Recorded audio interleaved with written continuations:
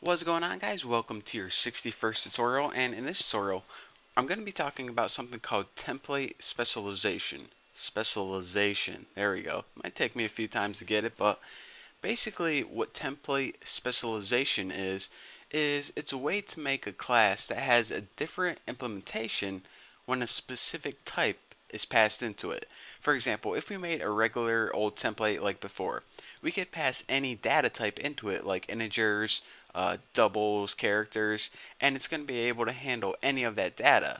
Well, in this tutorial, I'm going to be showing you guys, say for example, you want to build a template to handle all numbers, but you want it to do something a little different when it handled characters because, let's say you wanted to build a class that handled numbers and it added them together. Well, you can't use all these same functions whenever you're adding letters together, or else you're going to get a bunch of errors. So it's basically a way of working with a specific type of data in a different way than you would regular.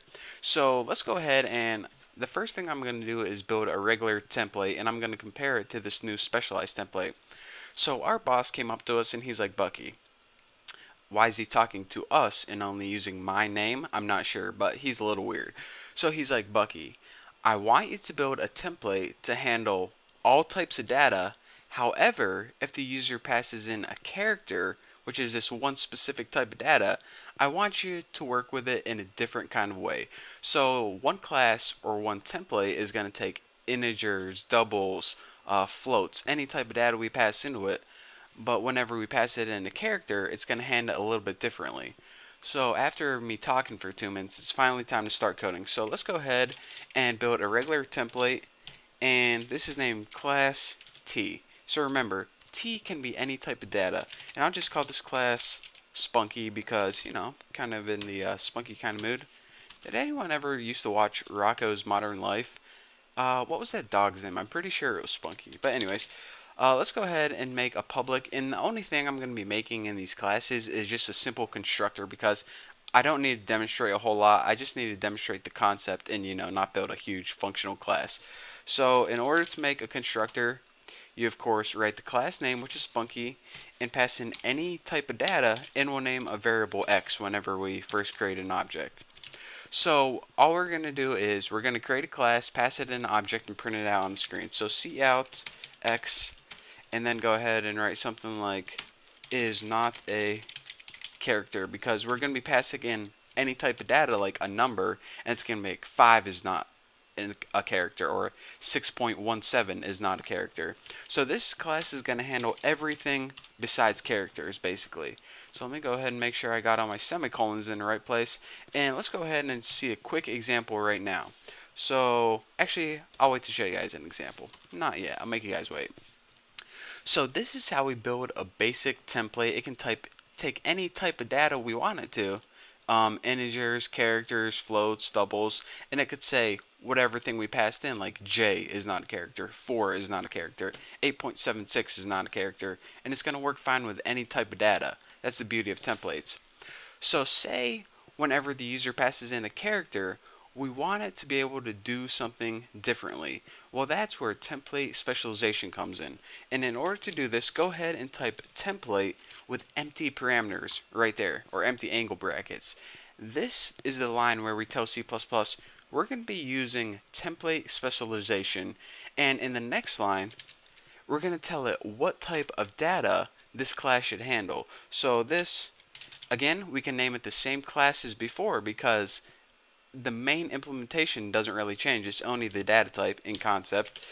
And the class, or excuse me, and you write your class name, and in between the angle brackets after your name, you write what type of data should this class handle.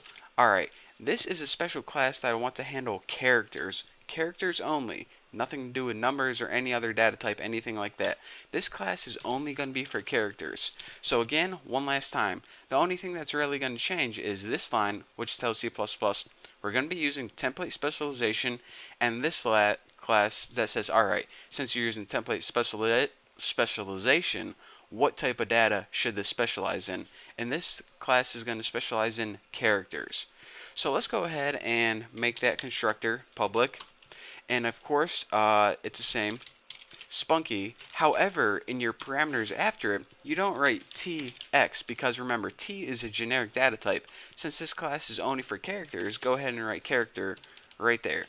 And now the body is just like before. Let's go ahead and copy this, copy right there, and paste it right there.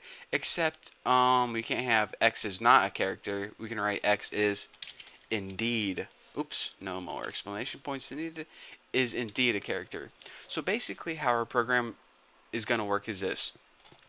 We're going to be creating objects, and we're going to be creating objects of a bunch of different types: integers, doubles, characters. Whenever our computer program comes across the character, it's going to handle it with this specialized template. Any other type of data besides character is going to go to this generic template or generic class. So, any numeric data such as integers, doubles, floats, yada yada yada, this is going to handle it. But once it sees it's working with a character, it's going to handle this class right here. So it's going to be like 4 is not a character. 8.0 is not a character. But if we throw in something like J or Z, it's going to say Z is indeed a character. So don't believe me? Well, let me go ahead and prove it to you guys.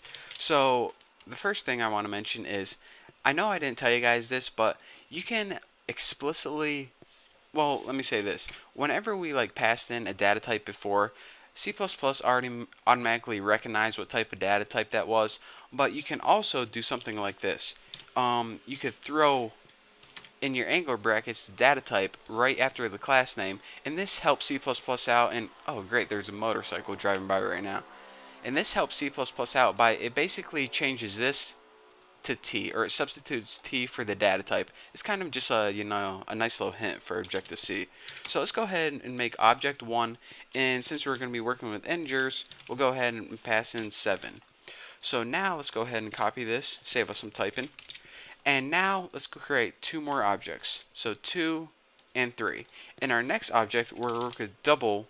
And remember, a double is basically something that you can use decimal points like 3.154. And now for our third one, let's go ahead and use that character. And remember, a character is just a letter. So Q or something like that. So basically what's going to happen is this. It's going to come across this, sees it's working with integers, and use this generic template right here. When it gets to here, it's going to be working with doubles, and it's going to use this generic template right here. When it comes across this, it's going to be working with characters, and it's going to say, hold on a second, you have a special class right here just made for working with characters. So on this one, I'm going to print Q is indeed a character. So let's go ahead and build and run this, see if I forgot any semicolons, and it looks good. So 7 is not a character.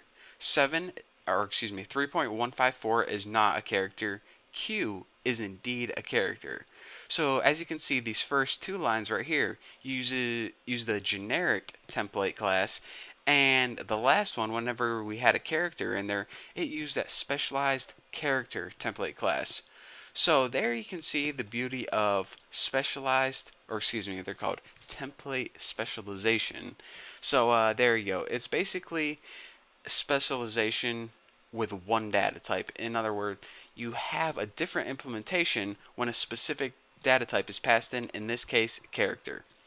So there you go. I hope you understand it. If you don't, just go ahead and ask me on my forum or leave a comment below, and I'll try to answer it for you guys. So thank you guys for watching. Don't forget to subscribe to my channel, and I will see you guys in the next video.